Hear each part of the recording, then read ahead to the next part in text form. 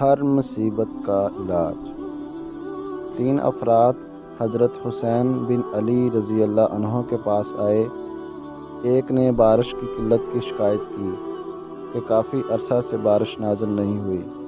آپ نے فرمایا کثرت سے استغفار کرو۔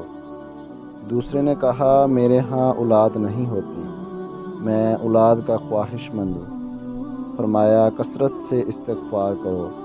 تیسرے شخص نے شکوہ کیا زمین پہ قحط پڑ گیا، غلہ پیدا نہیں ہوتا یا بہت کم ہوتا ہے۔ حضرت حسین بن علی رضی اللہ عنہ نے اس سے بھی فرمایا کہ کثرت سے توبہ و استغفار کرو۔ آپ کے پاس جو لوگ بیٹھے تھے انہوں نے عرض کیا نواسۂ رسول صلی اللہ علیہ وآلہ وسلم، تینوں افراد مختلف شکایات لے کر آئے مگر آپ نے ایک ہی جواب دیا۔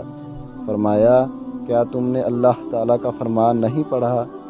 اپنے رب سے اپنے گناہ بخشواؤ اور معافی مانگو، وہ یقیناً بڑا بخشنے والا ہے، وہ تم پر آسمان کو خوب برساتا ہوا چھوڑ دے گا اور تمہیں خوب مال و اولاد میں ترقی دے گا اور تمہیں باغات دے گا اور تمہارے لیے نہریں نکالے گا۔